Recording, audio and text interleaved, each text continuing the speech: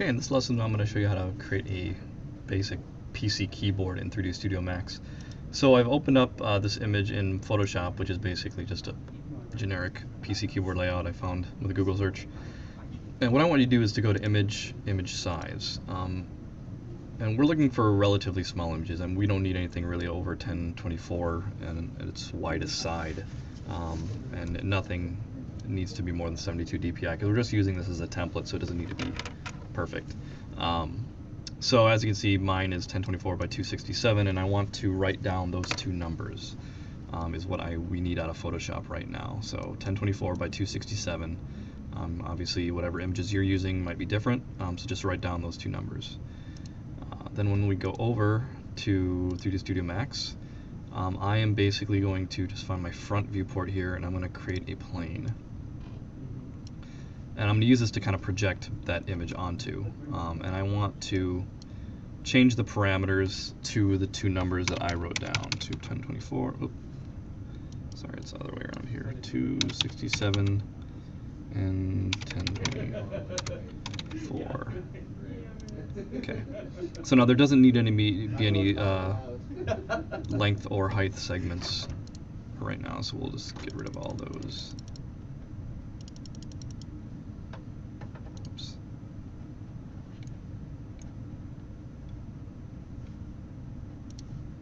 Go back to that. Every once in a while. I just Get rid of those segments, so it's just one flat piece. I don't even go into. And then go to Material Editor, Look at them. and then just have the first one selected. And I'm just going to click by diffuse, this little button right here. This is none. And then a window will pop up eventually. There you go. And then go bitmap. And then I'm just going to go find wherever that image is on my computer.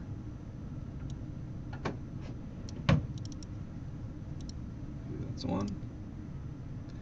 Okay, and then I'm going to drag this down to that plane.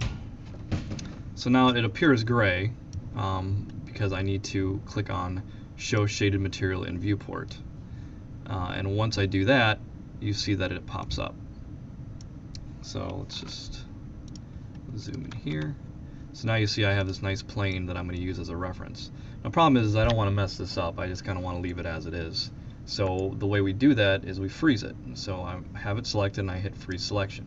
Now you see when I do this it goes gray because we need to do one more thing on undo before we do that. So I'm going to go to Object Properties, and then I'm going to uncheck Show Frozen in Gray. Typically when you freeze something it tends to kind of wipe the materials off of it visually. I mean they're still there, but you just don't see them. But I want to be able to see this, so that's why I'm unchecking Show Frozen in Gray. So now when I freeze it, it stays, and I can't grab it or do anything to it, which is exactly what we want. So now let's turn off these grids by hitting G. I'm going to change these to realistic just so I can see what I'm doing. Right. And I'm basically just going to create a simple box that's just the size of this keyboard. This reference photo doesn't actually have any depth,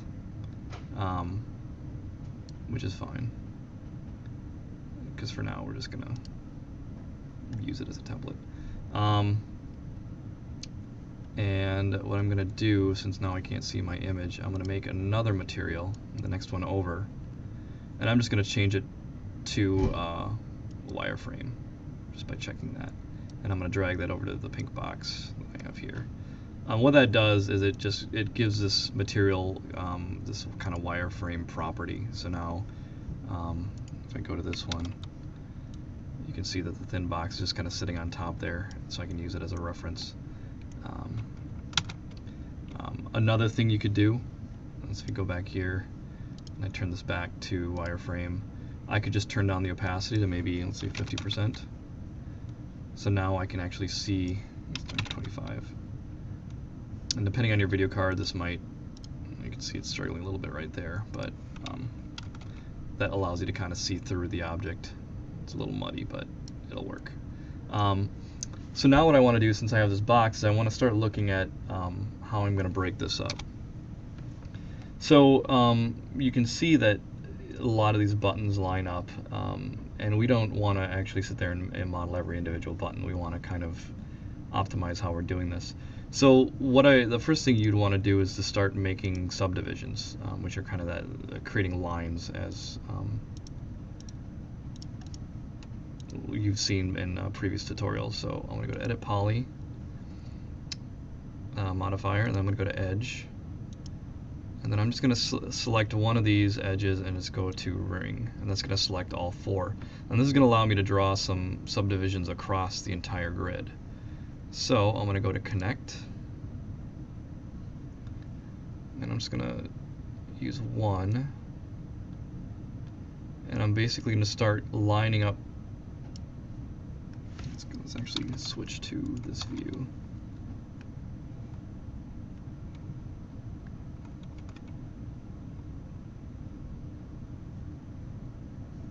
Let's just switch. Oops, not one front. There we go.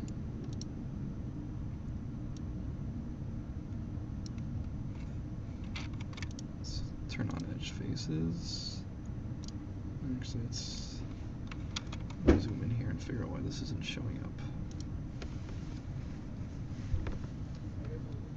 And then connect. There it is. Okay. So that's good. I want that line there, so I'm going to hit the check mark. And I'm going to select this edge again and go to Ring and do that connect thing again. And then I'm going to move that other line down right about there. And you can see the reason I'm doing that is that that's kind of where the buttons line up. And I'm just going to go down the road here and do that to, oops, you got to make sure you hit Ring so it selects all of them, because it draws subdivision based on the edges you have selected. Oops. That's good. And now actually for this area right here, this is just kind of one big square, so I'm actually not going to do one for every row. Actually, you know what? I think I will. And this is why. Because it'll actually save me time in the long run. I'm just going to quickly place these. Ring, connect.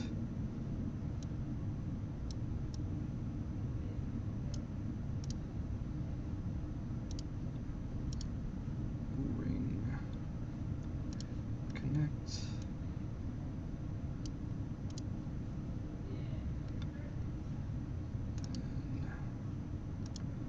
Ring, connect.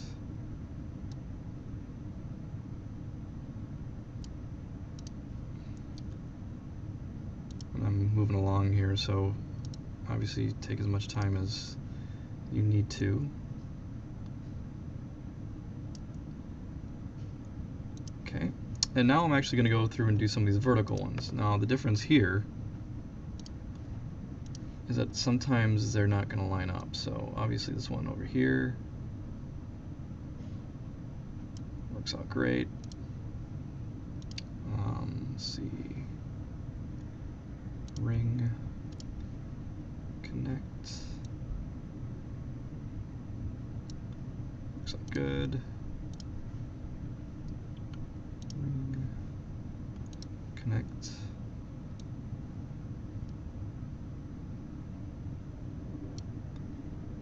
That's good. Ring, connect.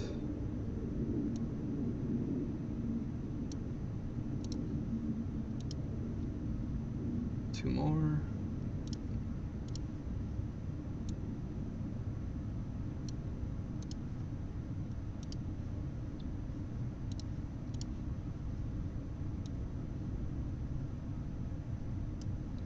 Alright, so now we have that much in place. I actually could go in here. Let's add a few more in here. Oops. Go Ring. Let's actually just put in 2 at a time here just to save.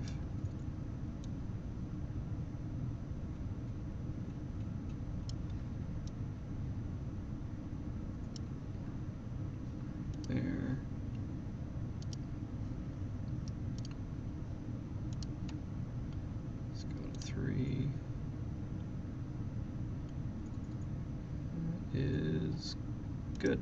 Okay. So now for the most part, if I look at this, you see that it's starting to take shape. Now since these are all different kind of lengths, we're going to kind of change how we're going to create those. So now that we've done that,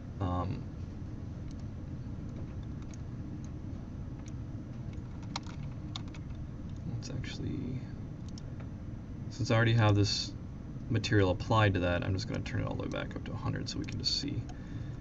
So once you start creating these pieces, you could just click on this, and let's go to this view here,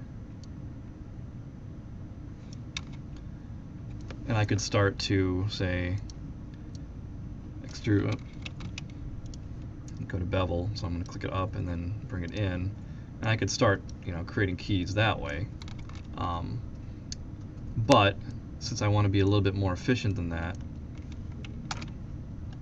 let's go back to making this 33. What I want to do, let's see, best way to do this. I mean, for this grid, it actually works quite well to just start selecting two. But what I would do is do it, click on settings so that we can be sure that we're doing the same height every time. So let's say I want to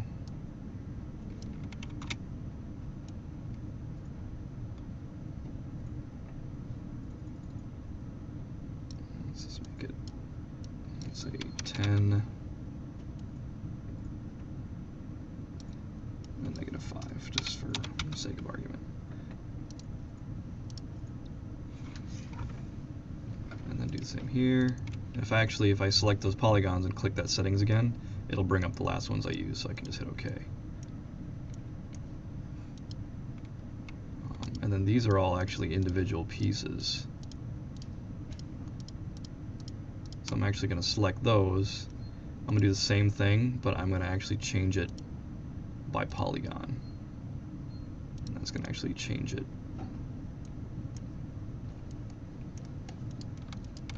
And then again, but I don't want it by polygon, I want it by groups. So just looking at that, actually, this is not, let's go to perspective. Oops. I mean, that right there went a long way. So we've started. Now the other part of this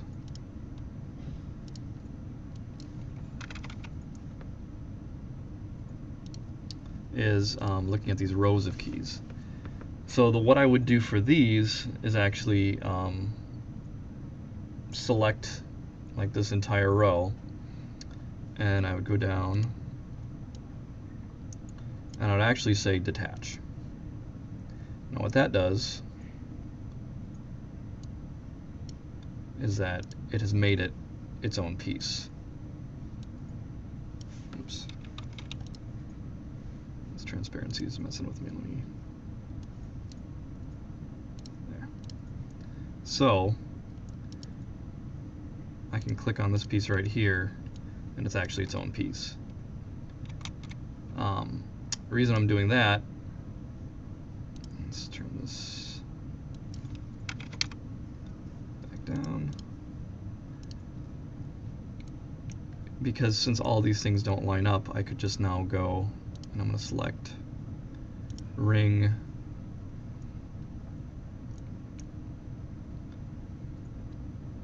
connect. How many keys are there here?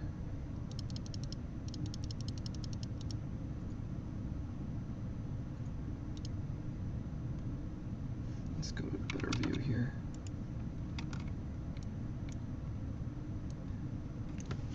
I'm just saving myself time by creating some more.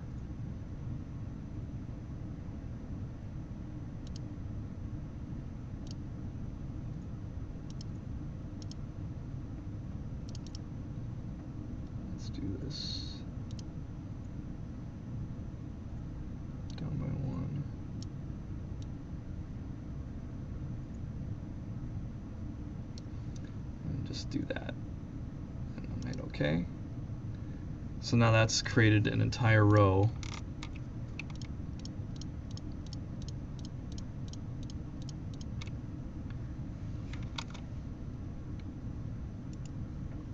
And I'm going to go back to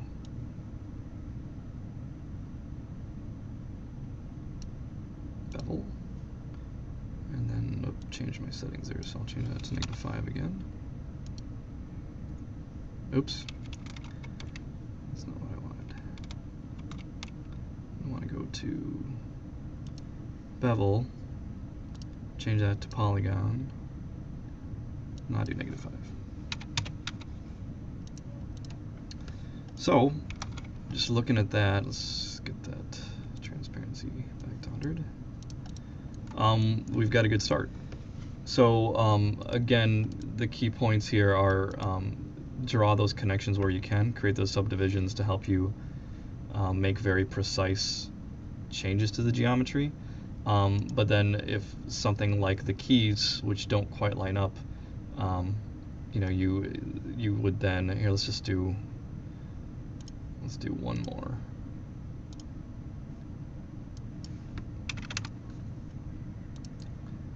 So let's say this next row of keys right here.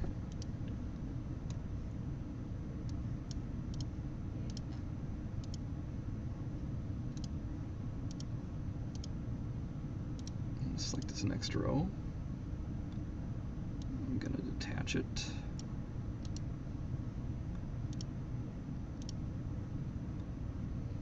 Select it.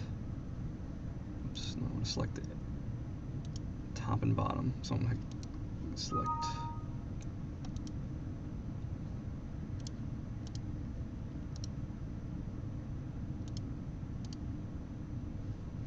Trying to make sure I got the right thing.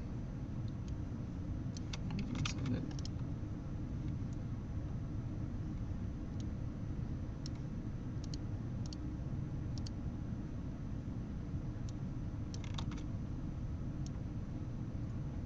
Oh, that's why.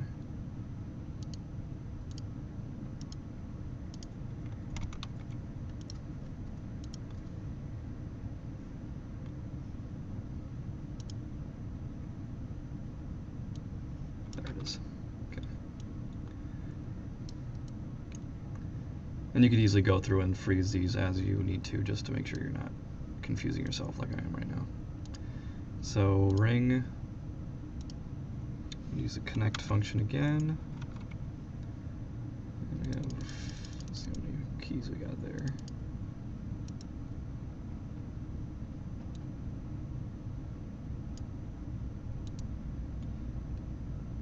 So I'm just going to use these settings to kind of draw those spaces. That's good. And then I will go to bevel,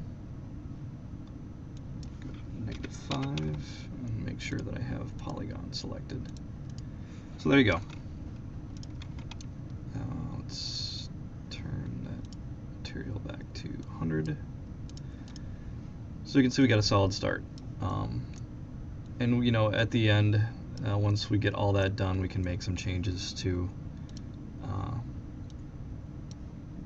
the actual keyboard itself. Obviously, it's kind of a lame keyboard that's that flat, but we could actually change the geometry. Can give it a little bit of a bend if we want to make it more ergonomic or whatnot. But that's the basics of creating a keyboard.